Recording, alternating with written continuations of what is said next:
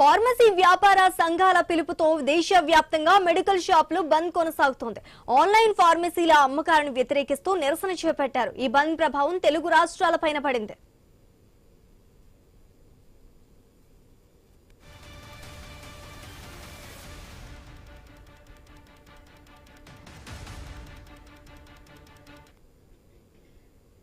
Pharmacy వ్యాపార సంఘాల పిలుపుతో దేశవ్యాప్తంగా మెడికల్ షాపులు బంద్ కొనసాగుతున్నాయి.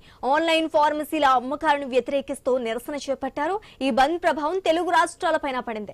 ఇక ఇదే అంశానికి సంబంధించి మరింత సమాచారం మా ప్రతినిధి గోపీనాథ్ లైవ్ ద్వారా అందిస్తారు. గోపీనాథ్, చెప్పండి, ఈ బంద్ ప్రభావం అయితే తెలుగు రాష్ట్రాలపైన కూడా పడిందని తెలుస్తోంది. మరి అధికారులు ఏ విధంగా స్పందిస్తున్నారు? అండ్ మనకి ఎమర్జెన్సీ అయితే దానికి కూడా ఏమైనా ఏర్పాట్లు చేశారా? దీనికి సంబంధించి అప్డేట్స్ ఏంటి?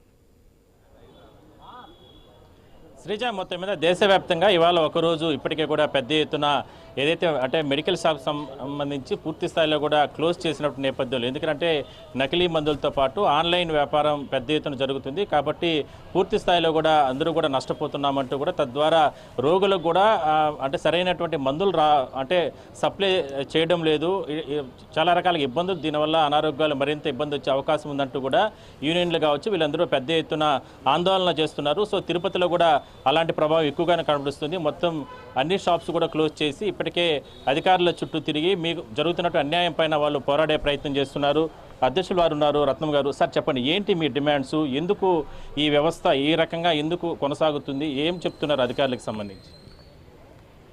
ఈ ఆన్లైన్ ఫార్మసీస్ ద్వారా ఆన్లైన్లో మందులు సప్లై చేయడం ఎక్కువ కాలంగా జరుగుతుంది. దానివల్ల యువతంతా పాడైపోతుంది. హ్యాబిచువేటెడ్ డ్రగ్స్, మత్తు మందులు అన్నీ కూడా డైరెక్ట్గా వాళ్ళు తెచ్చుకోవడం, ఆన్లైన్ ద్వారా తీసుకురావడం జరుగుతుంది. ఒక ప్రాపర్ ప్రిస్క్రిప్షన్ లేదు. నకిలీ ప్రిస్క్రిప్షన్స్తో అనాథరైజ్డ్గా మందులు అమ్మేవారు. తర్వాత ఆన్లైన్లో ఫార్మసీస్ ద్వారా చేసే వాటికి కూడా ఒక కనీస నియంత్రణ కూడా అధికారుల నియంత్రణ కూడా లేని విధంగా వాళ్ళు మందులు సప్లై చేస్తున్నారు. దానివల్ల ఈ మత్తు పదార్థాలు కానీ, ఎంటీ పిల్స్ లాంటివి కానీ, అబార్షన్ కిట్స్ లాంటివి కానీ అన్నీ కూడా డైరెక్ట్గా సప్లై చేయడం ఒక నియంత్రణ లేకుండా యువతంతా పాడైపోతుంది. ఒక పక్కేమో మనం ఈగల్ టీము, గరుడ కూడా ఈ గంజాయి ఇవన్నీ కూడా అరికట్టడంలో ప్రధాన పాత్ర వహిస్తున్న ఆంధ్రప్రదేశ్లో, పర్టికులర్ ఇండియాలోనూ ఆంధ్రప్రదేశ్లో కూడా వాటి దొరకపోవడం వల్ల ఈ మత్తు మందులకి, మత్తు పదార్థాలకి అలవాటు పడ్డారు యువత. వాటిని నియంత్రించాలి అంటే మందుల షాపుల ద్వారానే, ఫార్మసిస్ట్ పర్యవేక్షణలో, డాక్టర్ల ప్రిస్క్రిప్షన్ ద్వారానే మందులు అమ్మాలని, ఆన్లైన్లో మందులు అమ్మకూడదని, దానివల్ల యువత చెడిపోతుందని మొదటి ప్రధాన కారణం. రెండోది డీప్ డిస్కౌంటింగ్, ఎక్కువ డిస్కౌంట్స్. యాక్చువల్గా మేము నేషనల్ ఫార్మాసిటికల్ ప్రైసింగ్ అథారిటీ ప్రకారం మాకు 2010, 16-18% ద్వారా మేము షెడ్యూల్, నాన్ షెడ్యూల్ డ్రగ్స్ అమ్ముతాము. అది అధికారుల చట్ట ప్రకారం, డ్రగ్ ప్రైస్ కంట్రోల్ చట్ట ప్రకారం అమ్ముతాం. అలాంటిది ఎక్కువ డిస్కౌంట్లు ఆశపడి ఎక్కువ డిస్కౌంట్లు బోర్డులు పెట్టి ఎవరెవరో సప్లై చేస్తున్నారు. అది ఆథరైజ్డ్గా కంపెనీల నుంచే వస్తున్నాయా, కంపెనీల నుంచి కాకుండా కంపెనీల ద్వారా కాకుండా ఆ పేరుతో నాసిరకం మందులు వస్తున్నాయి, మీరు చూస్తూనే ఉన్నారు. రన్నింగ్ బ్యాచెస్, సన్ఫార్మా లాంటి కంపెనీలు కూడా రన్నింగ్ బ్యాచెస్ ఇప్పుడు వస్తున్నాయి.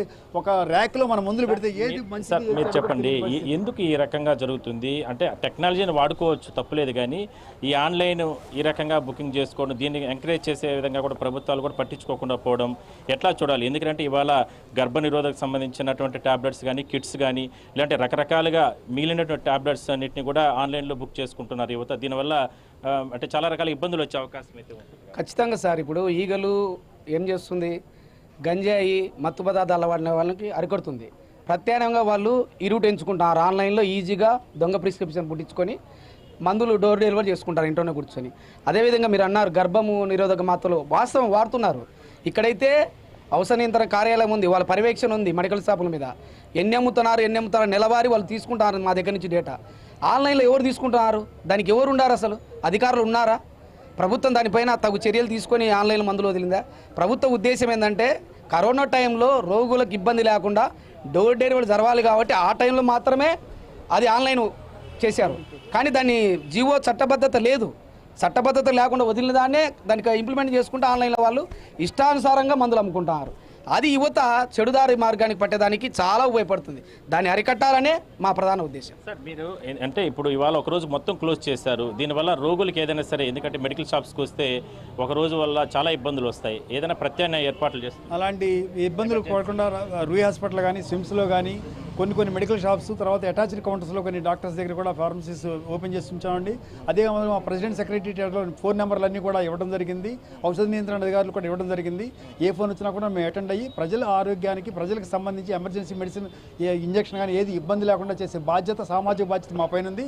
దాన్ని తప్పకుండా నెరవేరుస్తాం. మరి ఇవాళ మీరు తిరుపతిలో పెద్ద ఎత్తున నిరసన వ్యక్తం చేస్తున్నారు, ర్యాలీ నిర్వహించారు, ఆందోళన చేస్తున్నారు. ఏంటి అధికారిని కలిశారు, ఆర్డీఓ గారిని కూడా ఏం చెప్పారు, అధికారులు ఏం చెప్తున్నారు, రాబోయే రోజుల్లో ఈ ఉద్యమం కావచ్చు ఇది ఏ విధంగా ముందుకు తీసుకెళ్ళారు? మేము ప్రైమ్ మినిస్టర్ గారికి, సెంట్రల్ హెల్త్ మినిస్టర్ గారికి, కలెక్టర్ల గారికి అందరికీ కూడా ఇవ్వడం జరిగిందండి. ఇది కనుక ఈ ప్రతిస్పందన సరిగా కఠినతరంగా రద్దు చేయకపోతే కనుక రేపు 2-3 రోజుల తర్వాత మేము కార్యాచరణ నిర్ణయం తీసుకుంటాం. అఖిల భారత association, Indian association, Andhra Pradesh association తరఫున మేము అందరం కూడా ఒక నిర్ణయం తీసుకుని ఆ కార్యాచరణ మొత్తం ఈ చట్టాలు ఈ 3 కూడా దుర్వినియోగం అయ్యే చట్టాలు 3 రద్దు చేసే వరకు మా నిరసన కార్యక్రమం తెలియజేస్తాం. ఆ కార్యక్రమం ఎలా చేస్తాం అనేది మీ ద్వారా తప్పనిసరిగా ప్రజలకు తెలియపరుస్తామండి. చెప్పండి, మీరు చెప్పండి. అట్లా ఇది ఒకటే కాకుండా మాకు ఇంకోటి ఏమవుతుందంటే యాంటీబయాటిక్స్, మెయిన్ యాంటీబయాటిక్స్ ఏంటంటే ప్రిస్క్రిప్షన్ పెట్టారు, మళ్ళీ డాక్టర్ దగ్గరికి ఎందుకు పోతాము, లేకుంటే యాంటీబయాటిక్స్ రెగ్యులర్గా తీసేసుకుంటున్నారు, ఆన్లైన్లో పెట్టేస్తున్నారు, సేమ్ ప్రిస్క్రిప్షన్ రిపీట్ చేసుకుంటున్నారు. ఈరోజు ఒక యాప్లో పెడతారు, రేపు ఇంకో యాప్లో పెడతారు. నెంబర్ ఆఫ్ యాప్స్ ఉన్నాయి ఆన్లైన్లో కొనేదానికి. యాంటీబయాటిక్ డోసేజ్ ఇది లేకుండా అప్పుడు పేషెంట్కి స్టామినా అనేది తగ్గిపోద్ది. రేపు చాలా ఇబ్బంది పడతారు ప్రజలంతా. ఇదండి సార్, మీరు చెప్పండి, ఇది ఇలానే కొనసాగితే అంటే టెక్నాలజీ వాడుకోవచ్చు తప్పలేదు, కానీ ఇంత పెద్ద ఎత్తున ఆన్లైన్ వ్యాపారం అంటే గతంలో ప్రభుత్వం కేవలం అంటే కరోనా సమయంలో మాత్రం ఆన్లైన్లో బుక్ చేసుకోండి, ఎందుకంటే బయట రాకూడదని నిబంధన పెట్టారు, అంటే చెప్పారు, సలహా ఇచ్చారు, అది కూడా నిబంధన ఎక్కడ కాదు. బట్ ఇవాళ ఈ రంగాన్ని పూర్తిగా కూడా నిర్వీర్యం అయిపోయే పరిస్థితి వస్తూ ఉంది. రాబోయే రోజుల్లో కూడా ఏం చెప్తారు? దాదాపు దేశంలో 12,40,000 మంది కెమిస్టులు అంటే ఫార్మసీలు ఉన్నాయండి. ఈ 12,40,000 షాపుల మీద దాదాపు 5 కోట్ల మంది ప్రజలు ఆధారపడి జీవనం కొనసాగిస్తున్నారు. ఈ ఆన్లైన్లో ఇదే విధంగా కొనసాగితే ఈ 12,40,000 మంది మనుగడ కరువు అయిపోతుందండి. అదేవిధంగా దీనిపైన ఆధారపడిన 5 కోట్ల మంది ప్రజలు అంటే దీనిపైన ఏదైతే ఉన్నామో ఫార్మసీల పైన ఇవన్నీ కూడా నిర్వీర్యం అయిపోయి మరి రోడ్డున పడే అవకాశం ఉందండి. దాదాపు ఆన్లైన్లో చాలా విధంగా ఇప్పుడు సార్ పెద్దలు చెప్పినట్టు విధంగా అబార్షన్ కిట్లు కానీ యాంటీబయాటిక్స్ కానీ విచ్చలవిడిగా అంటే ఒకే ప్రిస్క్రిప్షన్తో ఏదో ఈ మధ్య ఏ టెక్నాలజీ వచ్చింది, ఏ టెక్నాలజీ మంచి కోసం డెవలప్మెంట్ చేస్తే ఇది చెడు మార్గంలో ఎక్కువ యూజ్ అవుతుంది. దానిలో దొంగ ప్రిస్క్రిప్షన్లో ఏతో జనరేట్ చేసేసి రకరకాల యాప్లలో ఆన్లైన్లో ఎన్నైతే ఉన్నాయో ఆ యాప్లలో అంతా ఒకే ప్రిస్క్రిప్షన్తో నెంబర్ ఆఫ్ మెడిసిన్స్, యాంటీబయాటిక్స్ కానీ అబార్షన్ కట్టి ఇవన్నీ కూడా తెప్పించుకోవడం జరుగుతుంది. దీనిపైన ప్రభుత్వం నియంత్రణ లేకుండా పోయింది. సో అదేవిధంగా మనకి ఇది అదేవిధంగా ఆన్లైన్లో మెడిసిన్ ఇప్పుడు ఒక పబ్లిక్లో వామిటింగ్స్ కానీ మోషన్కి వస్తే దగ్గరలో ఉన్న మన గల్లీలో ఉన్న కిరాణా కొట్టుకు వస్తున్నారు, కానీ మోషన్స్ వామిటింగ్స్ అవుతున్నారు అంటే ఆన్లైన్లో పెట్టుకొని వచ్చేంత వరకు వెయిట్ చేయలేరు కదండి. ఇవన్నీ ఎలా ఉంటాయంటే ఒకదానికి ఒకటి లింకప్. ప్రజల ఆరోగ్యం కోసమే కెమిస్ట్ అనేది ప్రతిరోజు ఎనీ టైం రాత్రి 12 గంటలకైనా 1 గంటలకైనా కెమిస్ట్ తోటి ఆ వీధిలో ఉన్నాడు, అయ్యా బాబు నాకు ఈ పరిస్థితి వచ్చిందంటే తెరిచిన రోజులు చాలా సందర్భాలు ఉన్నాయి. ప్రజల ఆరోగ్యం కాపాడిన రోజులు చాలా ఉన్నాయండి. కాబట్టి దయచేసి ప్రభుత్వం వెంటనే ఈ ఆన్లైన్ దానికి నిబంధించి వెనక్కి తీసుకోవాల్సిందిగా మేము కోరుతున్నామండి. సార్, మీరు చెప్పండి, ఫైనల్గా మీరు చెప్పండి, ఏం చెప్తారు? ఎందుకంటే ప్రజలకు కూడా మీలాంటి వాళ్ళందరికీ విజ్ఞప్తి చేయాల్సిన అవసరం ఉంది. ఏం చెప్తారు? ఎందుకంటే ఆన్లైన్ ఈ రకంగా అంటే ఆన్లైన్లో కొనుక్కోవడం కానీ లేదంటే మనకు చాలా తక్కువగా 10%, 20%, 30% ఆన్లైన్లో మనకు చౌకగా ఈ మందులన్నీ దొరుకుతాయని ఆలోచనతో ప్రజలు కూడా కొంతమంది అలా చేస్తూ ఉంటారు.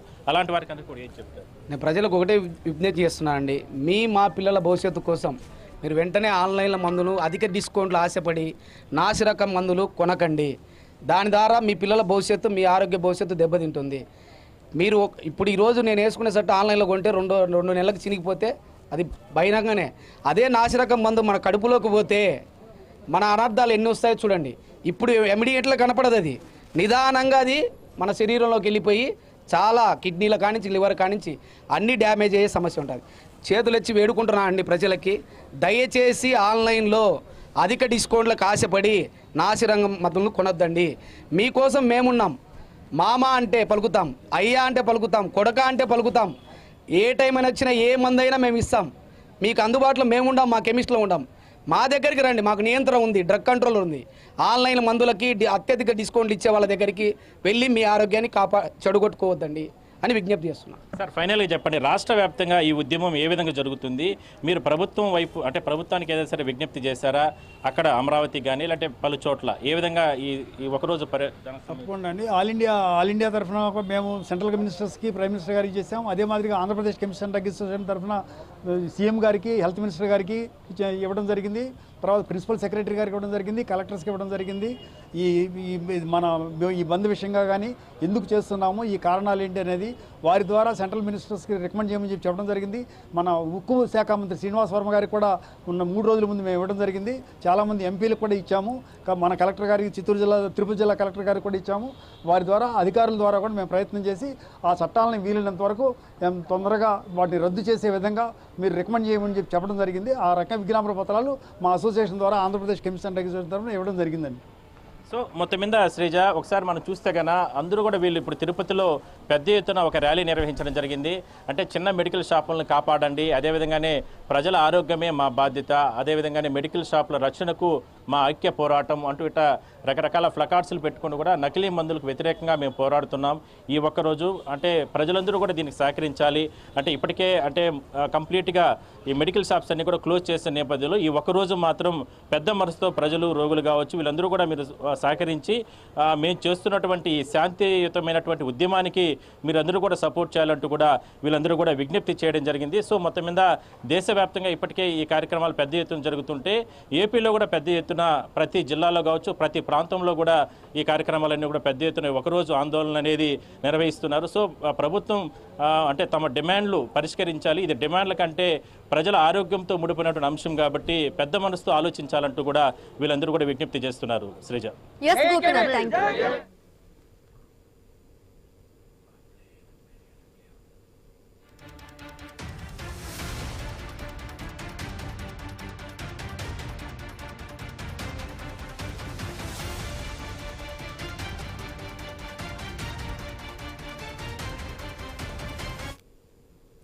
ఎస్, బ్రేకింగ్ చూస్తున్నాం. బాలికను ట్రాఫిక్ కానిస్టేబుల్ పెళ్లి చేసుకోవడం కలకలం రేపుతోంది. అతనిపై సూర్యాపేట జిల్లా హుజూర్ నగర్ పోలీస్ స్టేషన్ లో కేసు నమోదైంది. యాదగిరిగుట్ట ట్రాఫిక్ పోలీస్ స్టేషన్ లో విధులు నిర్వహిస్తున్న అనిల్ కుమార్ గౌడ్ ఈ నెల 9